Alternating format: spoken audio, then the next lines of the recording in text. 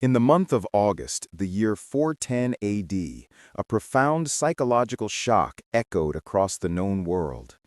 Rome, the seemingly eternal city that had presided over an empire for centuries, fell to an invading army of Visigoth barbarians led by King Alaric. The fall of the city, which had stood inviolable for over 800 years, felt less like a military defeat and more like an existential cataclysm. In distant Bethlehem, the scholar St. Jerome was overcome with despair, lamenting, "When the bright light of all the world was put out, the whole world perished in one city." The crisis immediately sparked a furious debate, a desperate search for the flaw that had allowed the unthinkable to happen. Was it a great moral failing, a hidden rot that had undermined the empire from within? Most controversially, had the recent rapid embrace of Christianity, a faith focused on heavenly reward rather than earthly dominion, incurred the anger of the old Roman gods, or simply sapped the empire of its necessary martial vigor? These questions, first raised by shocked Roman citizens, have since echoed through history.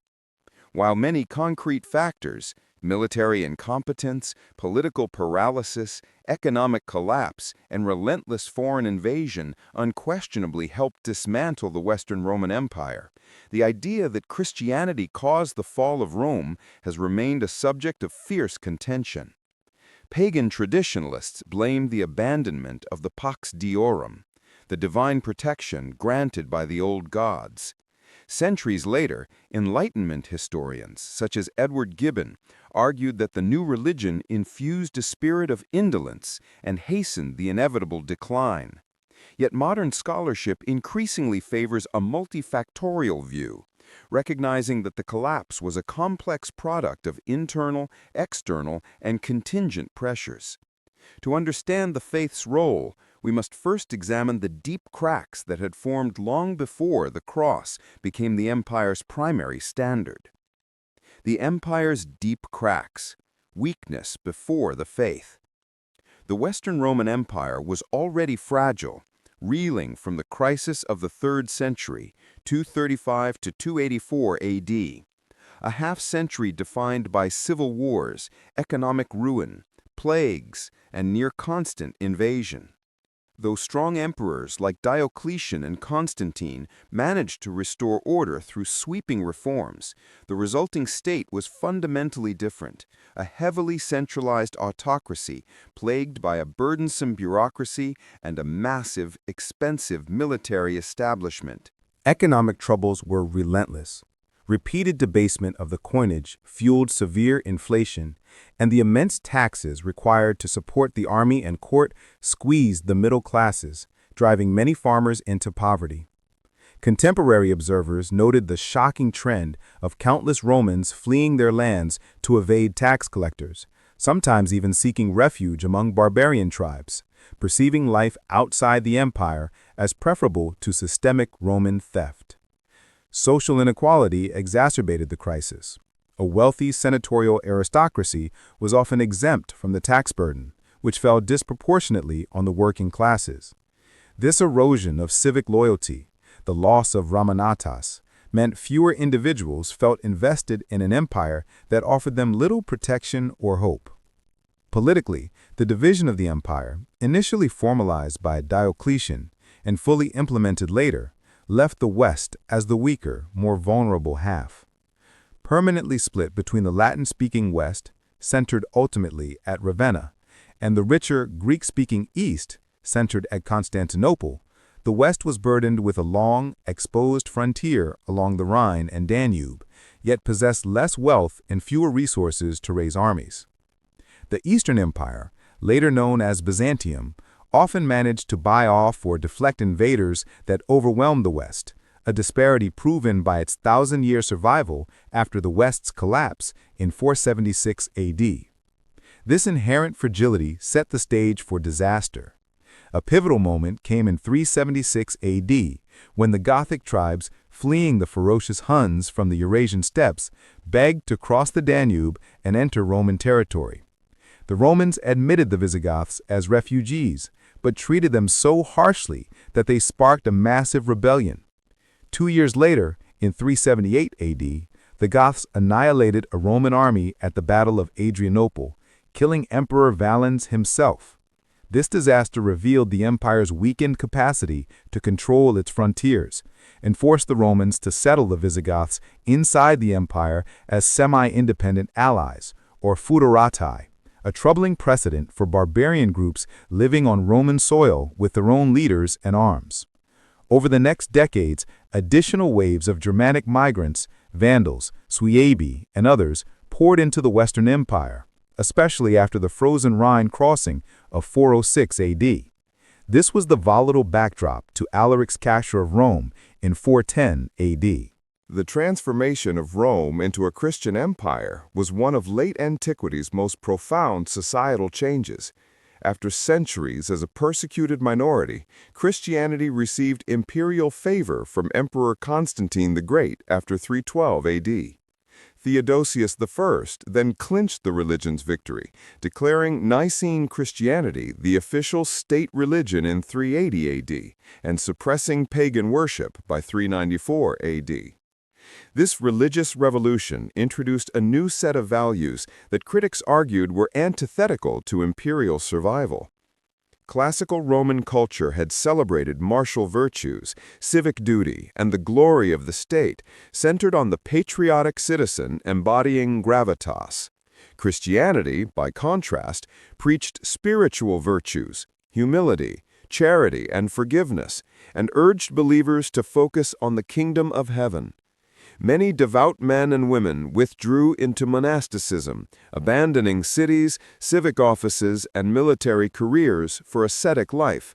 To critics, this drained the empire of vital manpower. As Gibbon acidly noted, zealots chose seclusion and prayer over defending the borders. Furthermore, the church's hierarchy, bishops, priests, and abbots, grew into an alternative power structure within the state. Resources flowed into the tax-exempt church, and bishops often became de facto community leaders, wielding influence that sometimes eclipsed that of Roman governors. While the church provided a critical social safety net, this growth meant that the loyalty of the populace was increasingly divided. Christian influence also led to the progressive softening of certain Roman traditions. The brutal gladiatorial games, a quintessential Roman institution, were eventually banned after 404 AD. To traditional conservatives, these changes seemed like the erosion of Roman toughness, replacing the fierce martial spirit that had built the empire with a preoccupation with piety. A cynical anecdote circulated that Romans, when facing a Goth at the gates, would sooner gather in a church to pray than arm themselves for battle, a likely exaggeration, but one that captured the perceived mentality shift. However, Christianization did not simply weaken the state. Christian emperors like Constantine and Theodosius were formidable generals, and the church actively supported Roman authority. The idea of a Christian Roman Empire, protected by the true God, gave the dominion a new purpose that arguably boosted morale among Christian subjects. Crucially, the new faith may have mitigated destruction. During the 410 sack, the Visigoths, being Christians themselves, often spared the great basilicas of St. Peter and St. Paul, treating them as sanctuaries, a restraint no pagan conqueror would have shown. In the immediate wake of 410, the accusations were sharp. Pagan traditionalists charged that the spread of Christian teachings had made Romans weak and unwarlike, transforming virtues into vices suitable only for a complacent society. More pointedly, they claimed that by suppressing the ancient rites, Christian emperors had forfeited the Pax Deorum. The gods, forsaken by Rome, had simply withdrawn their protection, leading to the ultimate punishment. The pagan historian Zosimus, writing later, unequivocally blamed Constantine's conversion for the ruin, accusing the first Christian emperor of neglecting the traditional gods and initiating the empire's swift decline. The most powerful Christian rebuttal came from St. Augustine, Bishop of Hippo, in his vast theological treatise, The City of God. Augustine systematically refuted the pagan claims. He pointed out that Rome had endured terrible calamities, like the Punic Wars and the sack by the Gauls, long before Christ, while the pagan gods were being faithfully worshipped. Therefore, he argued, it was absurd to blame the Christian God for the latest disaster. He claimed, if anything, that the Christian God had mitigated the suffering by ensuring that the Goths showed restraint. Augustine fundamentally shifted the focus from the temporal to the spiritual.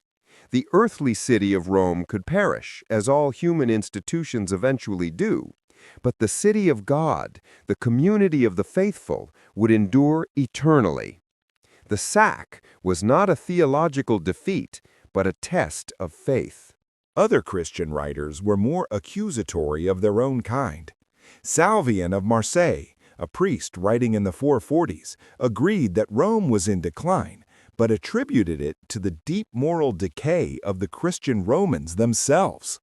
He delivered a scathing indictment, arguing that Romans were Christian in name only, mired in corruption and vice, while the barbarian tribes often lived more virtuously by comparison. In his view, God allowed Rome to fall to morally superior barbarians as a divine judgment and correction for its hypocrisy. The remedy was not to return to Jupiter, but simply to become better Christians. This clash of narratives shows how profoundly contemporaries struggled to assign meaning to the collapse. The pagan narrative fueled nostalgia for a lost martial ethos, while Christian intellectuals reframed the disaster as either irrelevant to God's true plan or even a necessary part of it. The political and military machinery failed. Regardless of the religious debate, the political and military foundations of the Western Empire crumbled due to internal dysfunction. By the 5th century, emperors were often figureheads, like the ineffective Honorius, or the last emperor, the boy Romulus Augustulus, dominated by powerful king-making generals. The real power was often held by men of Germanic descent, such as Stilicho, Ricimer, and Odoacer, who essentially controlled the state. This chronic instability and the spectacle of barbarian warlords pulling the strings in Ravenna severely undermined imperial dignity and authority. The administrative competence of the Roman state waned. Communications were slow, tax collection faltered as territories were lost, and corruption became endemic. The loss of the highly prosperous province of North Africa to the Vandals by 439 AD was a fatal, self-inflicted wound. North Africa was the breadbasket of the West, providing much of its grain and tax revenue. The subsequent loss of this tax base bankrupted the Western treasury, making it impossible to raise and maintain large, effective armies. Furthermore, the Roman legions themselves had declined markedly. Discipline slackened, and the army increasingly relied on Germanic recruits or mercenaries known as foederati. The military writer Vegetius complained around 400 AD that soldiers no longer wore proper armor and had become physically soft. By the mid-5th century, the Western imperial army was a patchwork of allied barbarian contingents, often fighting one barbarian group with another. This dependence was a double-edged sword. When the central government failed to pay or control these allies, they often turned from guardians to threats. This reliance culminated in 476 AD. Odoacer, the leader of the Germanic foederati in Italy, revolted when his demands for land were denied. He marched on Ravenna, deposed the puppet emperor Romulus Augustulus, and declared himself ruler of Italy, effectively abolishing the Western imperial office. He sent the imperial regalia to Constantinople, acknowledging the Eastern emperor as the sole ruler. The empire had not been suddenly crushed. Rather, its internal machinery had gradually failed to the point where removing the last emperor caused barely a ripple. The narrative that Christianity fueled Rome's decay was famously codified by Edward Gibbon, who concluded that the decline was marked by the triumph of barbarism and religion. Gibbon argued that the new faith undermined civic virtues, diverted wealth, and bred a passive citizenry focused on the afterlife. However, Gibbon's theory faces several historical challenges. The most significant is the counterexample of the Eastern Roman Empire. If Christianity inherently caused decline, the fervent East should have collapsed. Instead, it endured. Furthermore, the Germanic conquerors themselves, including Alaric's Goths and others, were often already Christians or converted quickly, yet they managed to establish durable, successful kingdoms. Modern historians largely agree that Christianity was, at most, a contributing factor, acting alongside far more serious structural, political, and military developments. The consensus is that the collapse was multifactorial, a result of economic fragility, demographic decline, geopolitical overextension, military failures, and the overwhelming pressure of migration. The rise of Christianity coincided with this period of decline, slightly redirecting the empire's focus from ruthless worldly power to spiritual concerns, but it did not, in itself, kill the empire. In fact, many argue that the Church preserved much of Rome's legacy, maintaining learning and administrative practices that would underpin the medieval West. The Western Roman Empire ultimately fell due to a convergence of human failures and historical pressures that no single ideological shift could have overcome.